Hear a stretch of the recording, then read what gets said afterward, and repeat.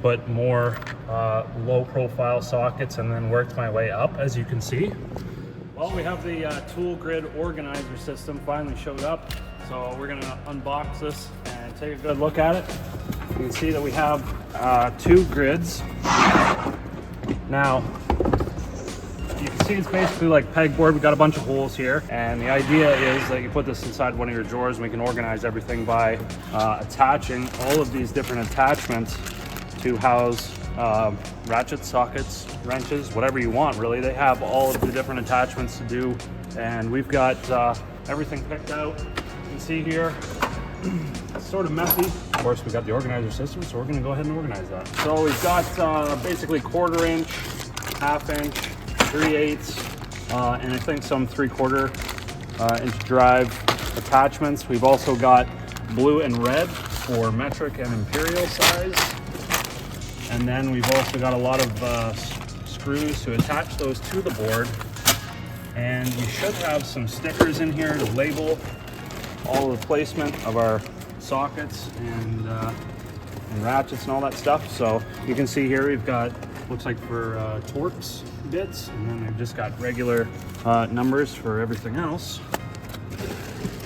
Looks like some of the gray stuff is for our ratchets and extensions.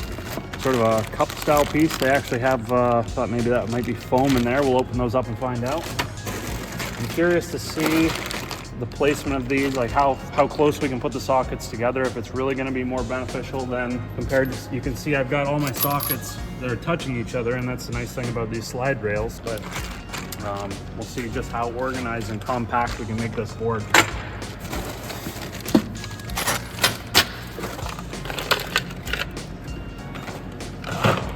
Okay, so we've got all our sockets out. Yeah, so it's almost like it's like a rubber insert that they put in here, which is kind of nice. These are for the tool handle holder pieces, and yeah, they're, I guess you could use them for extensions or ratchet handles or whatever you want, really. That fits in there pretty decent. Obviously, the every toolbox drawer is a different size, right? So they do offer different size boards, though, depending on what you're looking for, what you want to customize. You can get them pretty much, I think this is like the biggest size that they offer, and goes down to 6 by 6 inch squares. You can get a 16 pack of those. These ones come in a 2-pack, so it's almost the full size of the drawer, but obviously we're gonna have some leftover space.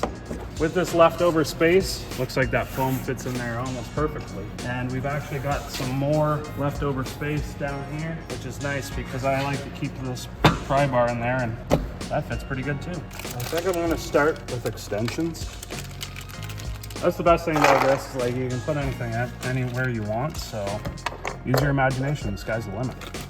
But yeah, they just have these little pegs in there, so whatever orientation you want, and you just stick them in there and then put a screw in, secure it in place. So I'm actually sorting mix matching different sizes. You can see we've got our big ones here for 1/2 inch stuff, and I thought, well, we could put the other one there, but we can actually use like a small one and put it in on an angle like that, and so that's kind of cool. You can mix match different size. So far, installation's been very easy.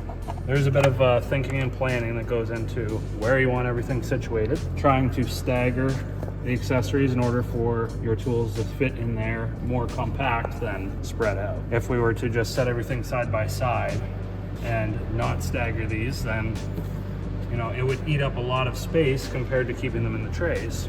Have to do it that way, and I find that a lot of the extensions, they don't, they have these extra tabs that stick out the end, so you can't quite put them together close enough for something like this.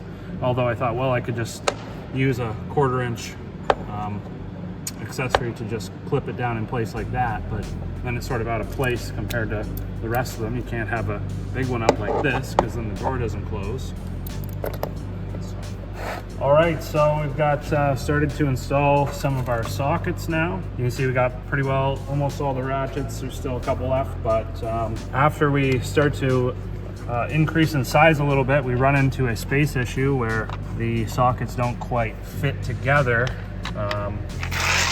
An issue there with space, but that's fine. We'll continue on. So I've actually just integrated 3-piece swivel set from Olsa Tools. And of course it's not part of the kit, but I think it's a fantastic idea if came out with this sliding rail system rather than all these individual pieces. Obviously for space, it's much nicer to just be able to slide and have all your sockets touching each other rather than eating up space in between where the pieces don't fit together because you have different size sockets. Even though these are all 3/8 drive sockets, you can see these impact ones, they're swivels and they're pretty big, so we run into issues with that. But once again, even these 3/8 drive shallow, this kit here, once we get up to 16-inch, you cannot put them side by side and you have to space them out. Now, I'm sure if I played around with it, you could stagger them.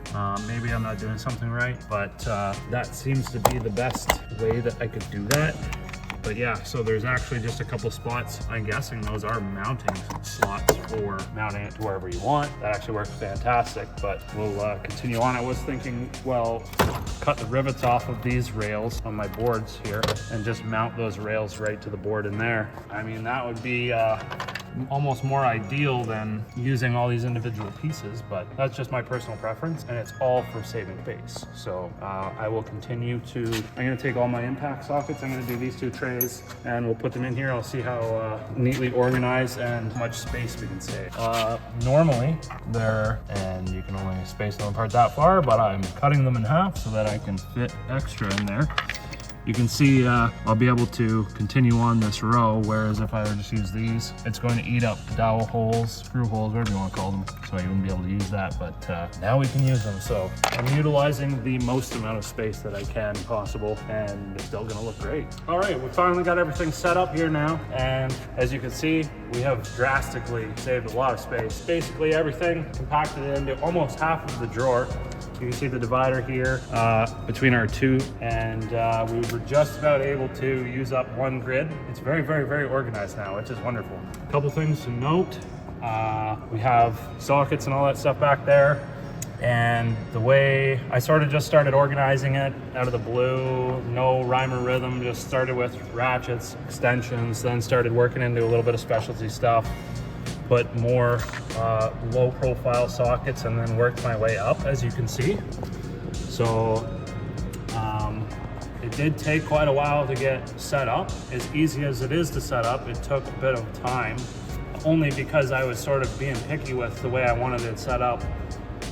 I could have done it a lot faster. I think it took me probably I got about 6 hours in setting it up just for this. But that includes time to remove everything and clean, which really didn't take much time at all. But one big thing that I want to point out is I have a little bit of a demonstration set up here, and you can see that we have 2 pieces there that are set up very close and one that's set up far away. And the reason for that is because not all sockets are the same size. We've got some different ones here, and you can see what happens is when we have all 3 pieces that are right beside each other, they won't fit, and what'll happen is you'll move one of the pieces over.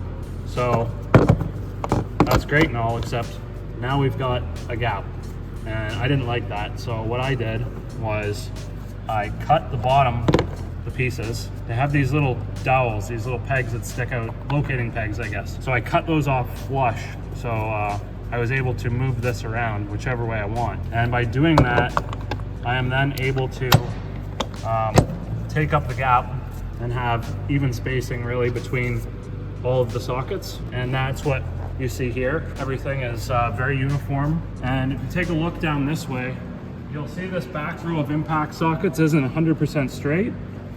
And that's because a lot of those pieces are turned on an angle in order to get them to sit close to each other along the way. And that really conserves a lot of space. Each one of those ones that we move, you can see, frees up basically a row of dots. And if you do that 10 times, well, now you've got 10 dots. You can fit extra sockets in there, and I'm sure over the course of the entire drawer, there must be almost a quarter of the drawer of room that's still available. So, and it looks great, and I've got lots more room now. I can expand, I can go buy more tools. After installing some additional clips from Olsa Tools, you can see the new updated look, and the toolbox is finally filled. Props to Mantis and Olsa Tools for selling this and offering it, and I look forward to seeing and improvements to it and seeing other guys buy this up and use it. So thanks for watching.